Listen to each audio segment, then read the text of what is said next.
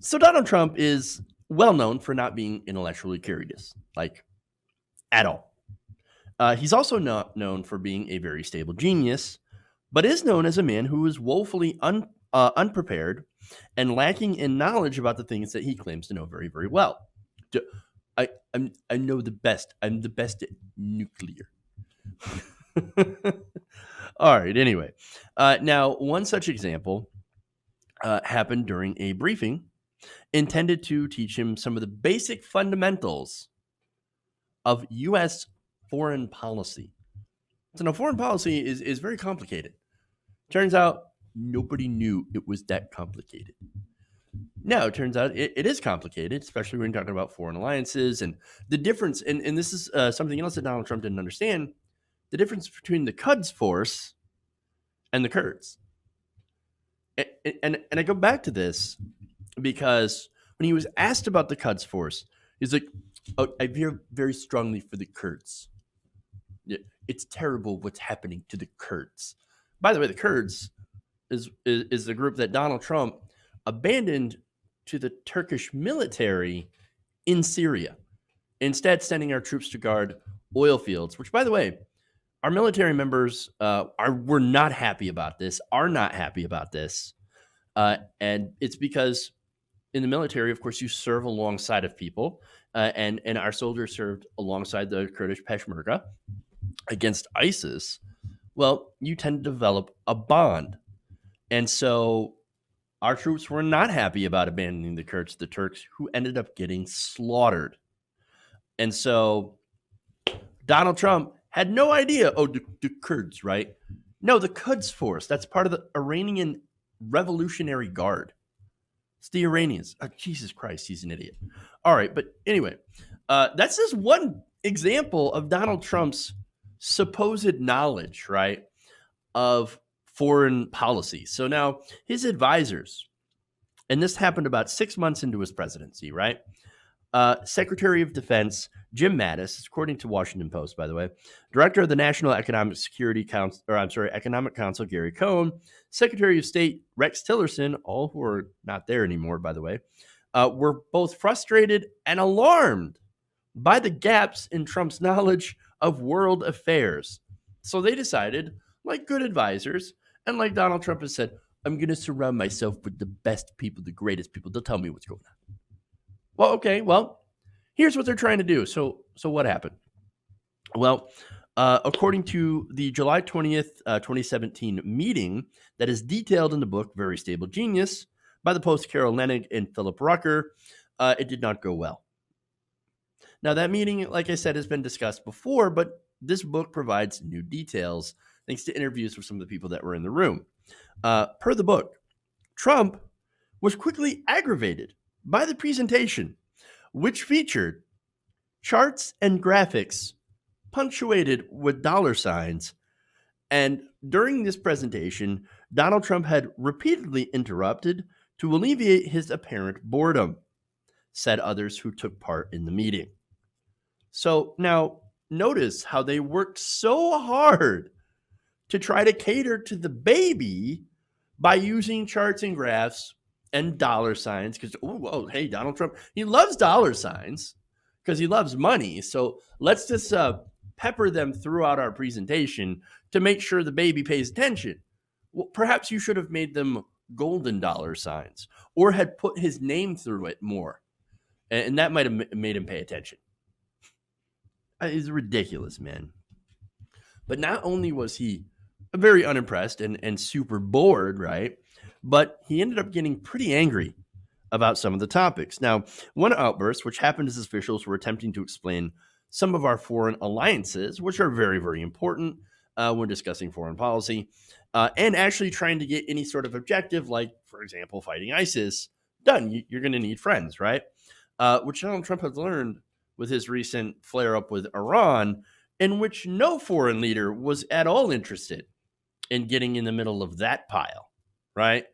So they didn't want to step in that. Didn't even want to get near it with a 10-foot pole and someone else pushing. Okay, anyway.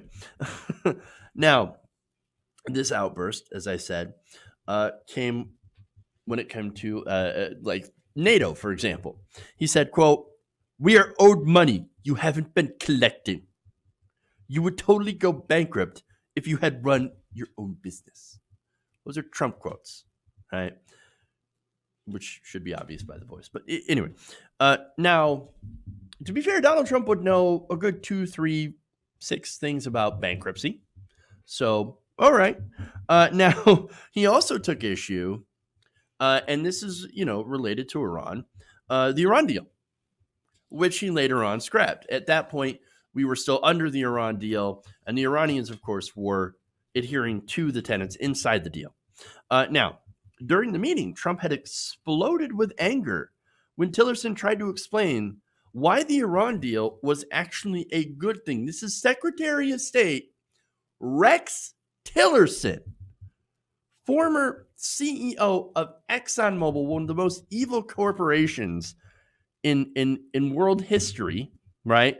Knew about climate change, didn't do anything. In fact, they did the opposite. They came up and they funded think tanks and all these groups to say that, oh no, climate change not happening, in order to sow doubt. Evil corporation, headed up by evil people. And Rex Tillerson's like, you know what? This turns out that Iran deal is actually really good. Maybe you shouldn't scrap it. Maybe you should actually, I don't know, do the not stupid thing, especially since Iran is following the deal. However, baby wouldn't have it. Trump reportedly said, quote, "I don't want to hear it.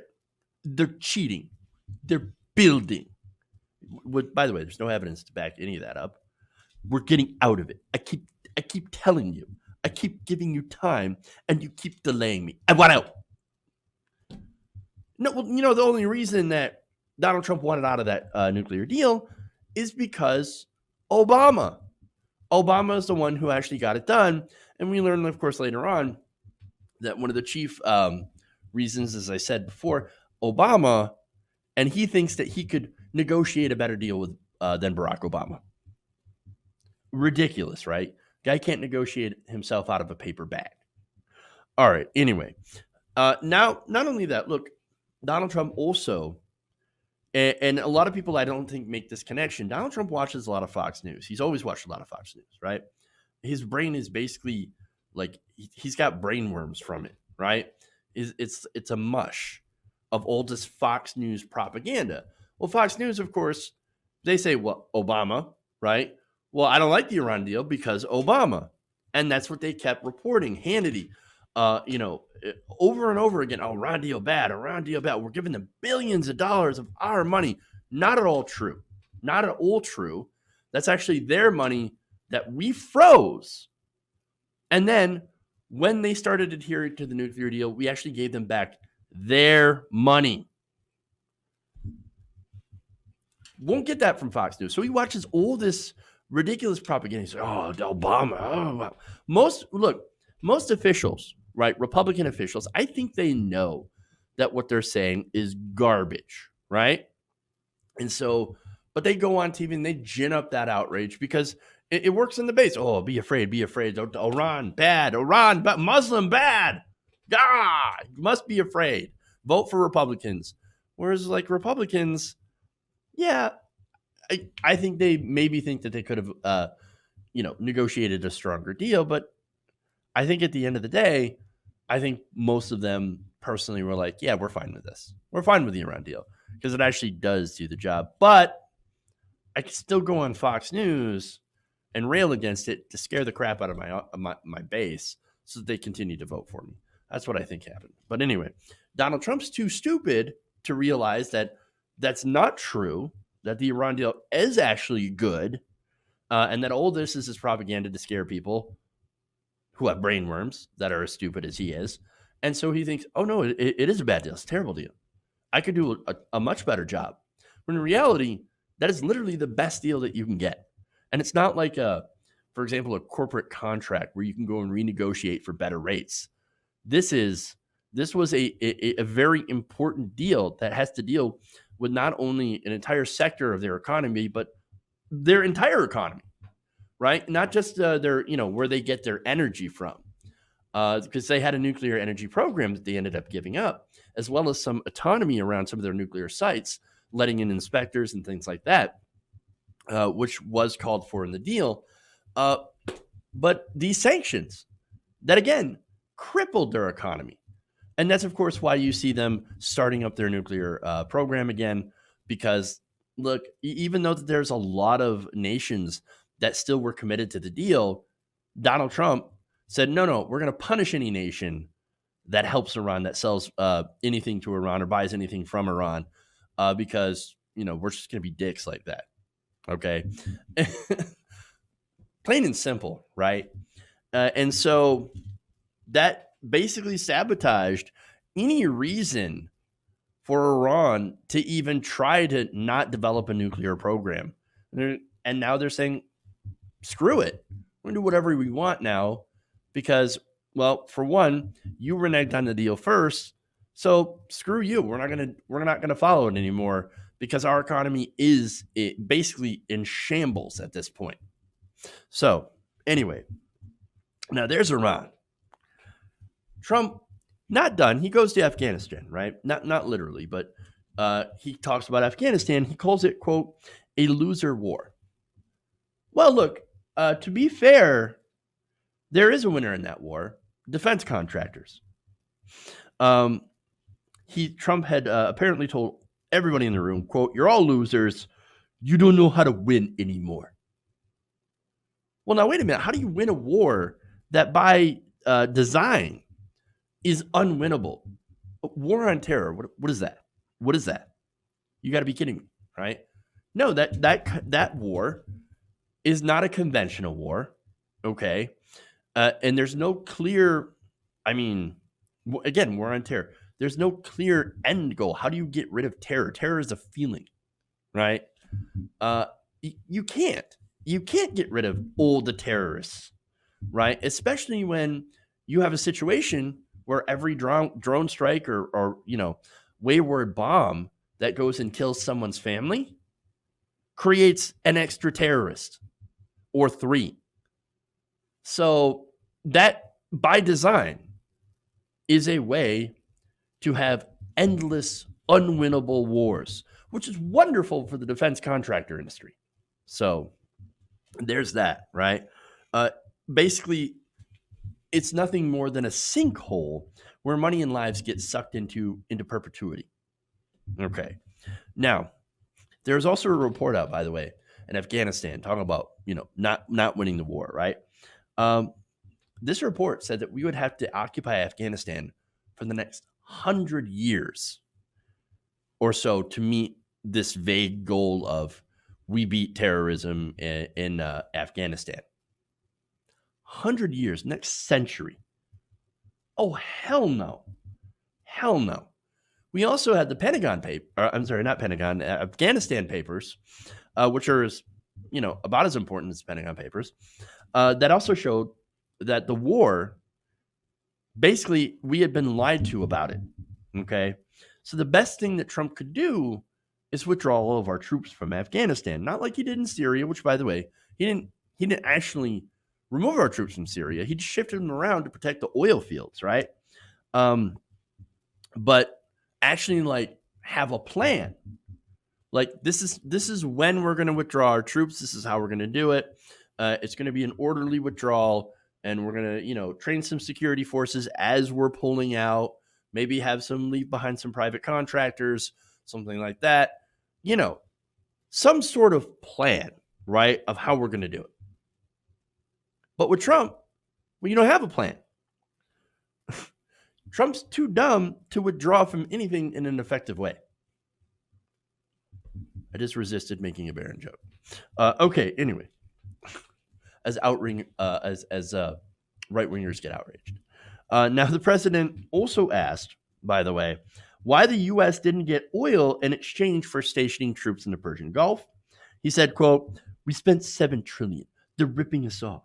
Where's the effing oil?" The American people are saying, we can't spend $1 trillion a year on this. We just can't. It's going to bankrupt us. Again, something that he knows very well, bankruptcy. But look, technically, the United States can't go bankrupt. We print our own currency and we are the world's reserve currency. So, I mean, that's something that nobody talks about. We technically can't go bankrupt. We can increase inflation, absolutely, and make our money near worthless by printing too much of it, but we're not even near close to that, right?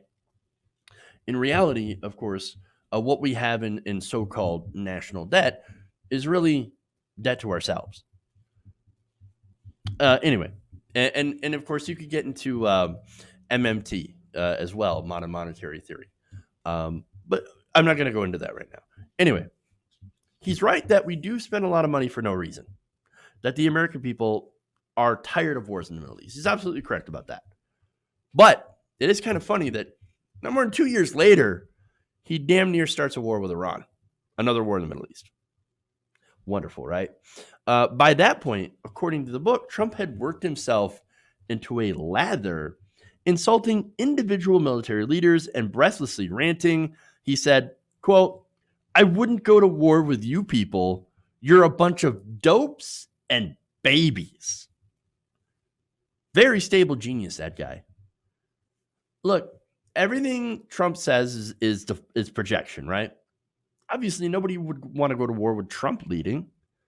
Even Republicans voted to restrict Donald Trump's war powers with Iran.